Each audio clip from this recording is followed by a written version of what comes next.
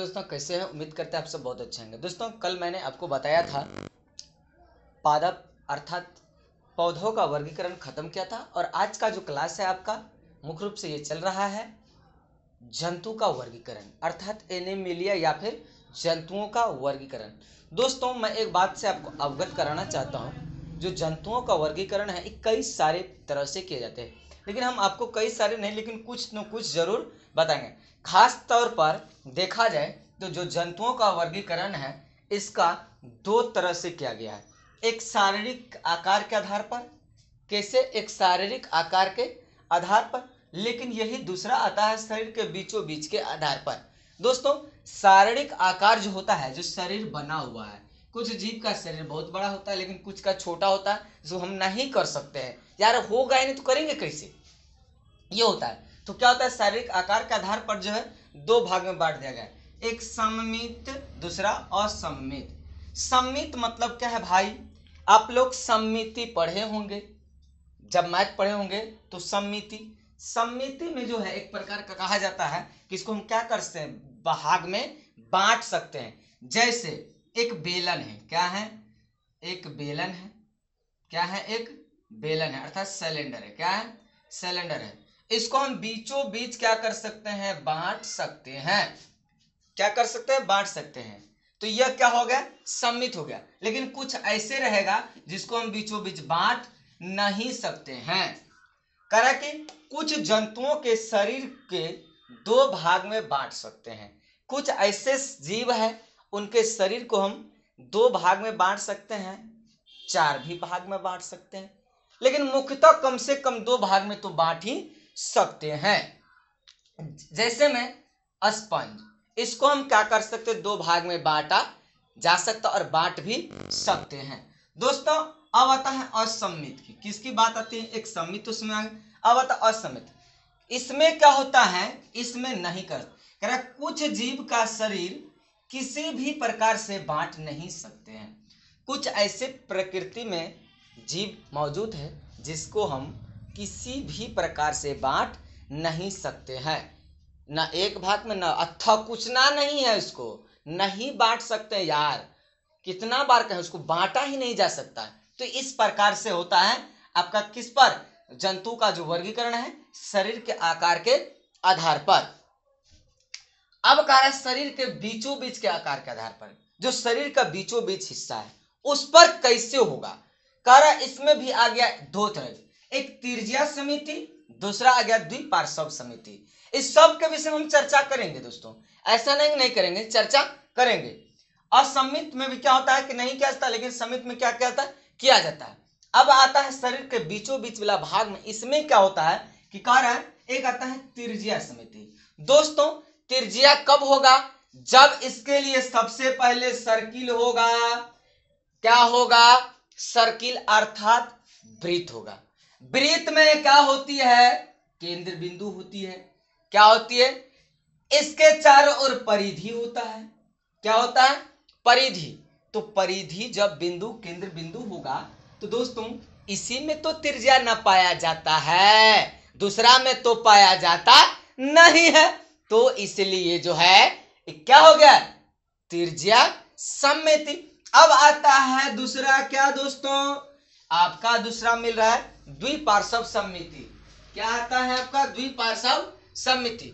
द्विपार्श्व सममिति में जो है कहा गया है कुछ इसमें होगा, कुछ न भी होगा, ऐसा भी तो होता है। इसको डिटेल में हम बताएंगे, अब घबराइएगा नहीं।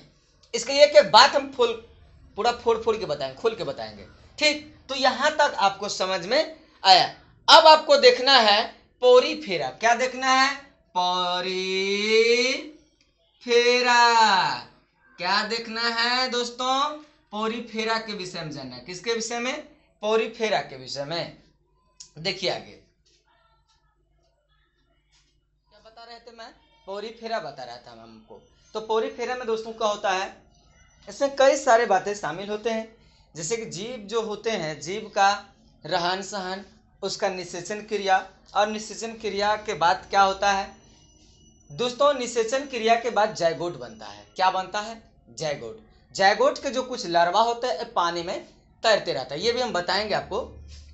करा कि पोरीफेरा क्या है, पोरीफेरा दोस्तों, पोरीफेरा याद आपको रखना है क्या, पोरीफेरा। करैया बहुत कम विकसित होते हैं, क्या होते हैं, बहुत कम मात्रा में, नाम मात्र में ये विकसित होते हैं। जो प्राचीन जंतुओं का समूह है, ये आज का नहीं, प्राचीन बहुत पहले का है, आज का ये कुछ नहीं है। अगर अभी का होता तो आधुनिक होता, लेकिन अभी का नहीं है, इसका मतलब ये बहुत पहले का है, इसलिए इसको क्या कहेंगे, प्राचीन। तो पोरीफेरा क्या है, कम विकसित होने वाला और प्राचीन जीवों का क्या है, जंतुओं का समूह है।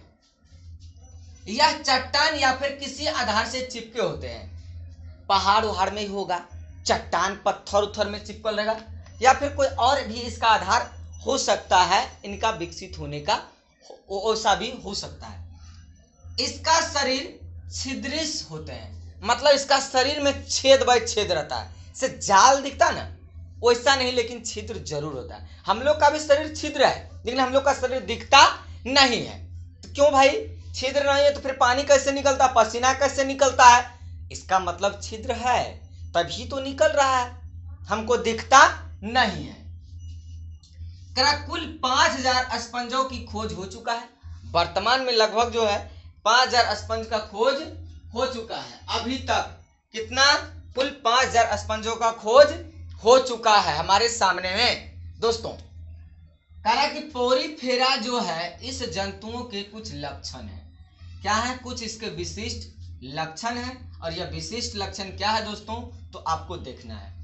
करा ये उपांग विहीन होते हैं, क्या होते हैं, ये उपांग विहीन होते हैं। इसके शरीर त्रिज्या सममिति नहीं होते हैं, आपको हमने ये भी बताया कि त्रिज्या सममिति होते भी हैं, लेकिन पोरीफेरा जो होगा इसका शरीर त्रिज्या सममिति नहीं हो सकता है कभी कीमत पर। आपको याद रखना ये बात हमेशा कि इसका जो है त्रिज्या सममिति नहीं होगा दोस्तों, कोई दिक्कत नहीं। अगला कारण, ये अधिकतर स्पंज समुद्री होते हैं, ये जो है ज्यादातर पानी उनी में देखा गया, समुद्र में पाया गया। सर जी समुद्र का पानी खारा होता है तो फिर ये जीव रहता कैसे है, बिल्कुल सही बात भाई। अरे हम उसमें जाके रखे हैं, ये बात जो पूछ रहा है, हमारा काम है रखने का, प्रकृति का बना हुआ वो जहां रखे, प्रकृति का है तो ही सब कुछ दिया हुआ। तो इसका जो है ज्यादातर कहां पाया गया, समुद्र में। उसको अच्छा समुद्र लगा, नमकीय वाला पानी खूब पीने में अच्छा लगा, पेट ठीक रहेगा तो यूं रहता है, तो इसमें हम क्या करें, हमारा कोई काम इसमें नहीं है। यह अलग अलग रूपों में पाया जाता है, सही बात है दोस्तों। शंख उंख देखें आप लोग, कौड़ी शंख जो फूकते हैं हम लोग, ये सब समुद्री जीव है।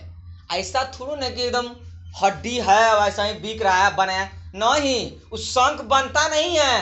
अरे वो जीव है, समुद्री जीव है शंख, उसको जाल के द्वारा पकड़ा जाता है, फिर उसका चमड़ी मांस उतार दिया जाता है, उसका हड्डी को फूका जाता है। हड्डी न है उस शंख का, क्या है, हड्डी है। मछुआरा लोग यही सब काम करता है समुद्री तट पर, समुद्र में जाके क्या करते हैं लोग, पकड़ते हैं मछली के साथ साथ शंख भी पकड़ते हैं, फिर उसका मांस उतार देते हैं, चमड़ी उतारते हैं, फिर साफ सफाई पेंट पॉलिश करके मार्केट में बेच दे फूक फाक करने के लिए, ये होता है। इसके शरीर में गुहा पाई जाती है दोस्तों, गुहा। अब बात आती है, मानव का भोजन का मुख्य स्रोत जो होता है कहां से स्टार्ट होता है, मुख गुहा से, मतलब मुख द्वार से, अर्थात इसमें भी खाने पीने की व्यवस्था होगा उसका, जिसे स्पंजोसील कहा जाता है। अगर आपसे पूछा जाए कि दोस्तों स्पंजोसील किसे कहते हैं, तो हम कह सकते हैं पोरीफेरा में एक गुहा पाया जाता है, और वह गुहा जो है क्या होता है, पोरीफेरा में पाया जाता है, वही पोरीफेरा का जो गुहा होता है उसी को हम लोग क्या कहते हैं, स्पंजोसील कहते हैं।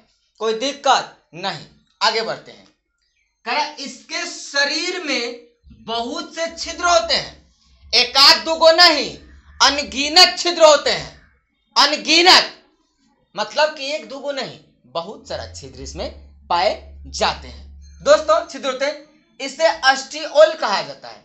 इसको क्या कहा जाता है? अस्टियोल। तो अब आपसे पूछ देगा कि अस्टियोल किसे कहते हैं, तो आपको बताना है। पोरीफेरा जो है, पोरीफेरा में क्या होता है? कुछ छिद्र होते हैं, हम पहले ही बताए छिद्रक होता है। यही छिद्रक जो है आपको क्या कहलाएगा? ऑस्टियोल कहलाएगा। दोस्तों क्या कहलाएगा? ऑस्टियोल कहलाता है। तो किस में? पोरीफेरा में। पोरीफेरा में जो छिद्र है वही तो ऑस्टियोल है। दोस्तों समझ में आ गया आपको? चलिए, कह रहा है कि इसके छिद्र से स्पंजोसील और जल प्रवेश करता है। अर्थात स्पंजोसील अर्थात इसके गुहा में, कहा?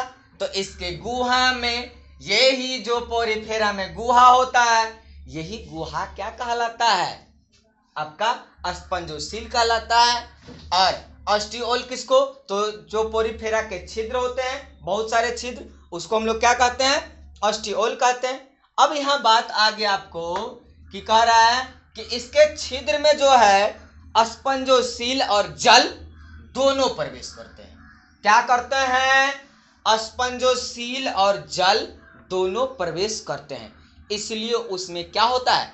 छिद्र होता है, अर्थात छेदा। समझ में? कैसा होता है? जो उभयलिंगी होते हैं, इसमें लैंगिक जनन होता है, मतलब खुलेआम इसका संबंध बनता है। समझ में आ रहा है? खुलेआम, कोई डर है नहीं। तो मनुष्य भी ऐसे करने लगा, इतना गिर गया है। कर अलैंगिक जनन मुकुलन एवं जेम्यूलिक द्वारा होता है। तो इसका जनन कैसा होता है?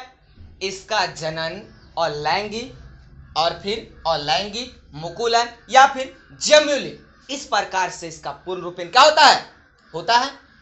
और कुछ पॉइंट इसका बचा हुआ है जो हम कल आपको बताएंगे। दोस्तों जय हिंद। उम्मीद करते हैं आपका एम द आर्ट क्लासेस में बहुत अच्छा से क्लास चलता होगा। Thank you so very much. Good luck. Raksha Bandhan की ढेरों सारी शुभकामनाएं आपको और आपके पूरे परिवार को। आपकी भाई बहन की जोड़ी सदा सलामत रहे। जय हिंद, वंदे मातरम।